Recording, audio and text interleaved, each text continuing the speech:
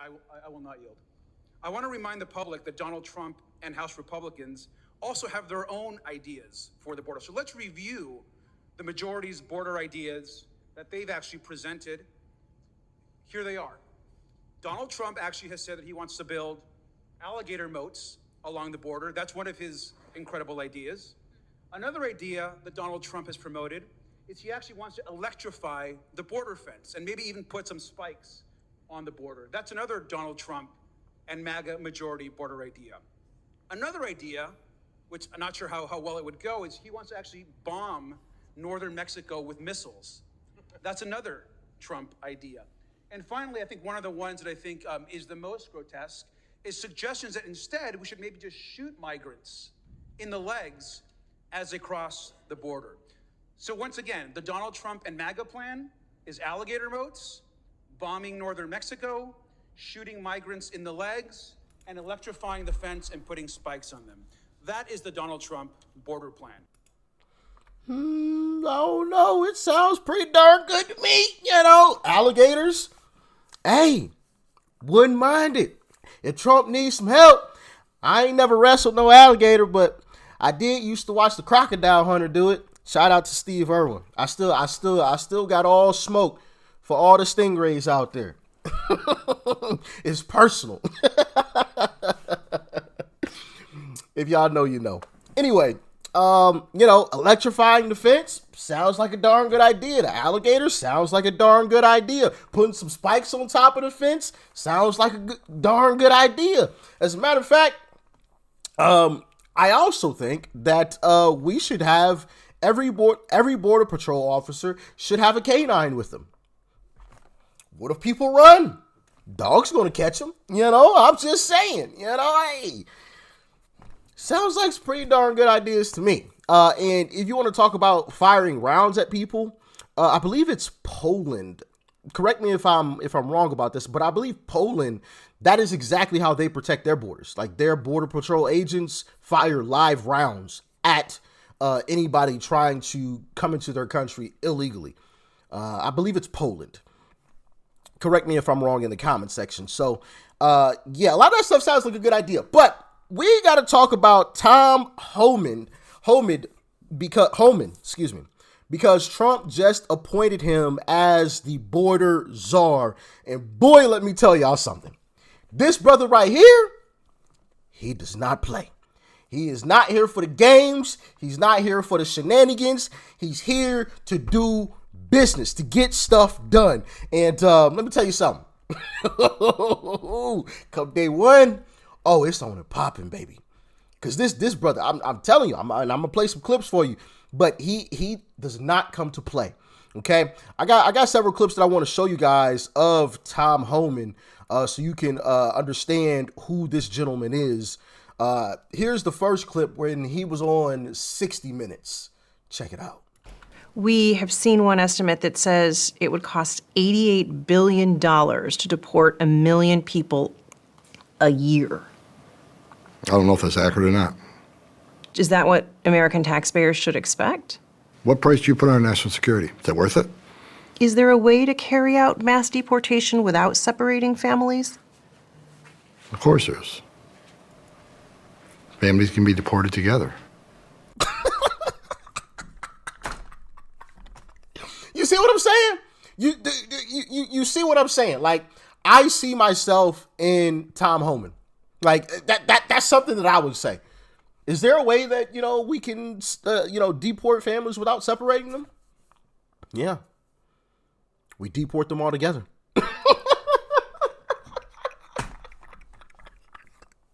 telling you, this brother is not here to play. In this clip, AOC blows a gasket trying to question him, and he absolutely schools her. Check it out. Mr. Homan, your name is on this. Is this correct? Yes, I signed that memo.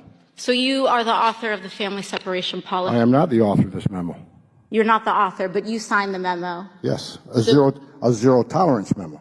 So you provided the official recommendation to Secretary Nielsen on for the United States to pursue family separation? I gave Secretary Nielsen numerous recommendations on how to secure the border and save lives. But it says here that you gave her numerous options, but the recommendation was option 3, family separation. What I'm saying, this is not the only paper where we've given the Secretary numerous options to secure the border and save lives. And so the recommendation, of the many that you recommended family separation. I recommended zero tolerance. Which includes family separation. The same as is with every U.S. citizen parent gets arrested when they're with a child. Zero tolerance was interpreted as the policy that separated children from their If I get arrested for DUI and I have a young child in the car, I'm going to be separated. When I was a police officer in New York and I arrested a father for domestic violence, I separated that father from his Holman, family. with all due respect, legal asylees are not charged with any crime. When you're into the country illegally, it's violation 8 United States Code 1325. Seeking asylum is legal. If you want to seek asylum, you go through the port of entry, do it the legal way. The Attorney General of the United States has made that clear. Okay. Another one bites the dust. Oh, man, I'm telling you, Tom Homan, man. I'm excited. You know, I really am. I am extremely, extremely excited about Trump's border czar pick, Tom Homan. Extremely. And, you know, I said this, and we're going to get back to it because I got another clip I want to show you guys. But I said this earlier. After Trump proved me wrong with the whole J.D. Vance pick, which I said from the beginning, J.D. Vance wasn't my first pick, but I was going to trust Trump. Okay, I made a video on it. It's like, that's not my first pick. You know, I would rather have picked, you know, Larry Elder or Byron Donalds. And a lot of you agree, like, yo, those, especially a guy like Larry Elder. Like, I could imagine Larry Elder schooling these folks, you know, with all types of statistics. Even when he went on The Breakfast Club, how he was schooling them. And I believe I showed you guys the comment section after Larry Elder went on The Breakfast Club, and people in the comment section were like, yo, Larry Elder, he's that guy. You know what I mean? And he is a very intelligent gentleman, and I do believe he could run the country very, very well. But what J.D. Vance has done is he showed me, hey, you were wrong, Rich. So to J.D. Vance, I apologize for doubting you, brother. I apologize, but you are definitely on the list for 2028. That is a fact. All right, but here is another clip of Tom Homan owning the left. You were saying that. I wish somebody in Democratic leadership would say that out loud.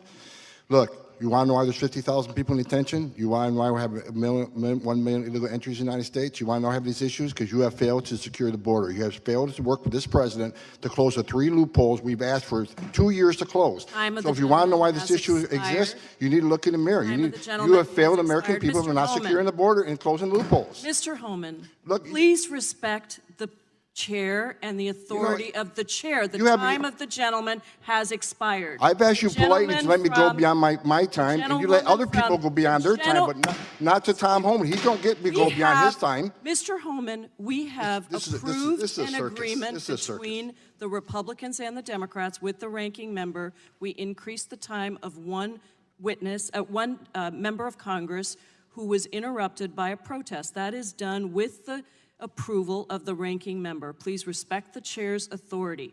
I respect the chair's authority, but the chair... Mr. Homan! You work for me. I'm a taxpayer. I'm a taxpayer. You work for me. The witness will suspend.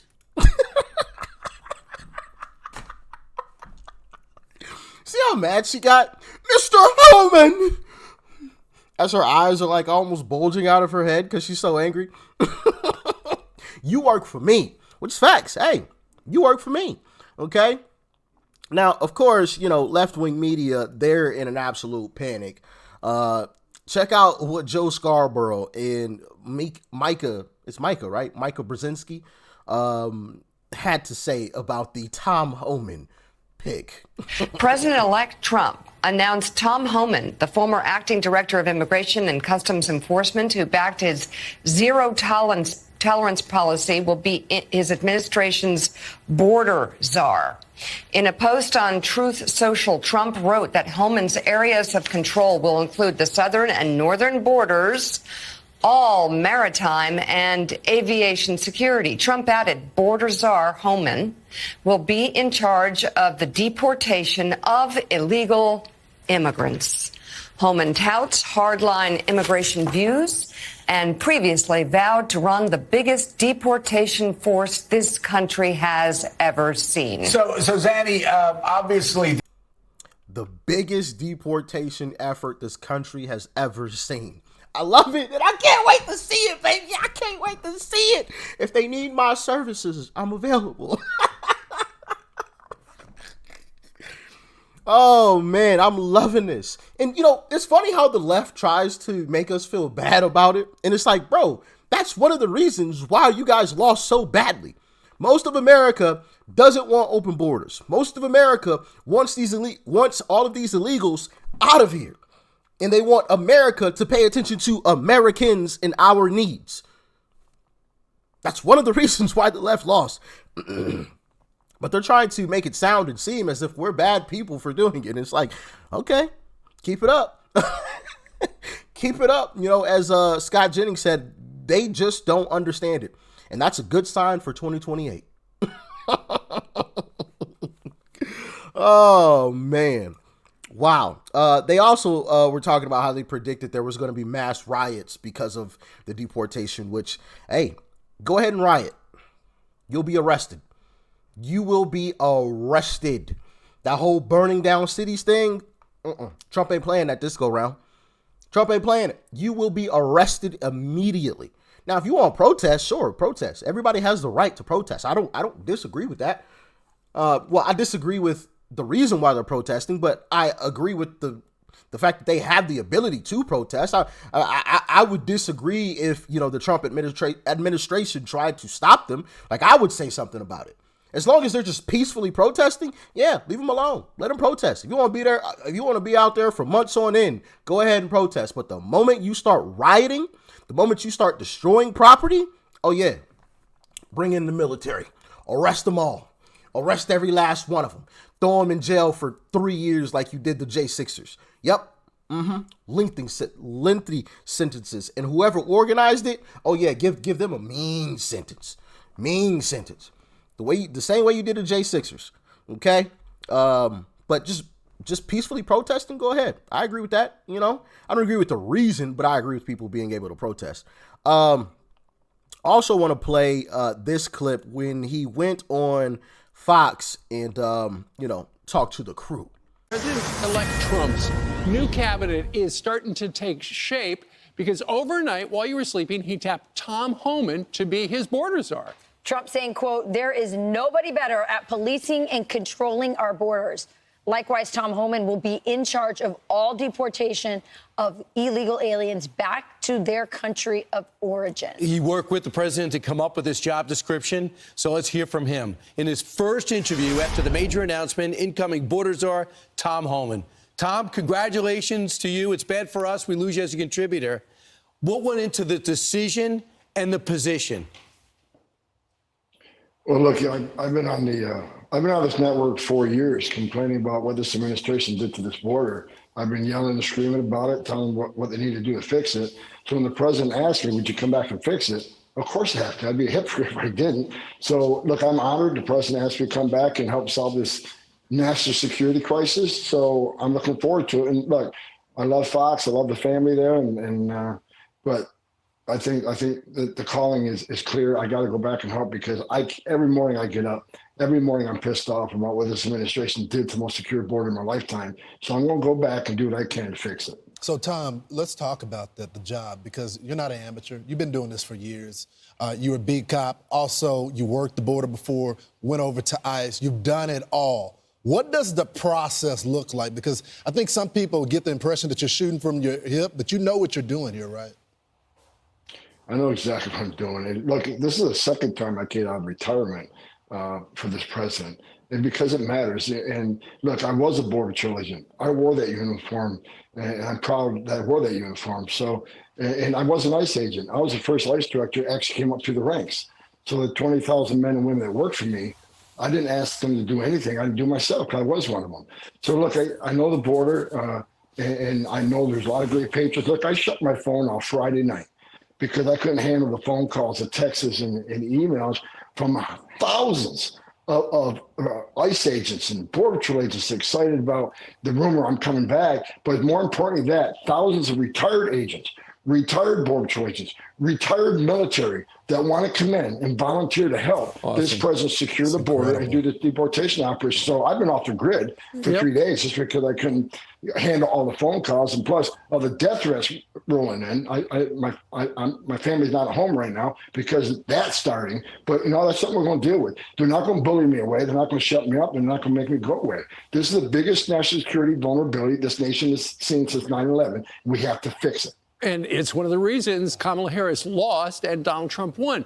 So Tom, you just mentioned deportations. I know during the last Trump administration, when you were there, they did have the large-scale worksite, essentially raids, where they would go into a place and there would be hundreds of people who were in the country illegally. I know on 60 Minutes a couple of weeks ago, you said that those would continue under Donald Trump in the next administration. What do you have planned? Well, I know you don't want to give away the whole game book, but you do have deportations, mass workplace stuff planned. Any other kind of category of deportations of interest? Look, as the president said on stage many times, which I agree with 100%, it's going to be the same it was during his first administration, which is just a hell of a lot more of them because 10 million people have entered this country illegally under the Biden administration, or they actually let into this country, even though it's violation of federal law, what they've been doing, the abuse of the parole authority. But look, I've been clear, President Trump's been clear. Public safety threats and national security threats will be the priority because they have to be. They pose the most danger to this country. So we're going to prioritize those groups, those who always have final orders, those that had due process at great taxpayer expense, and the federal judge says you must go home, and they didn't. They became a fugitive. So, and as far as worksite operations have to happen. Here's why, Steve. Where do we find most victims of sex trafficking and forced labor trafficking?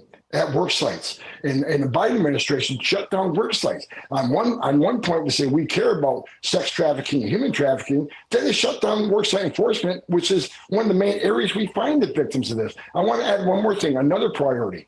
This administration has lost over 300,000 children that were smuggled in this country by criminal cartels they can't find. That's another priority. We need to save these children because some of these children are in forced labor, some of these children are in sex trafficking, some of these children are living a life of hell every day. And we need to save these children and get them back with their families. Tom. 1,000% agree. 1,000% agree. And I can't wait. Until this operation gets started. I cannot wait.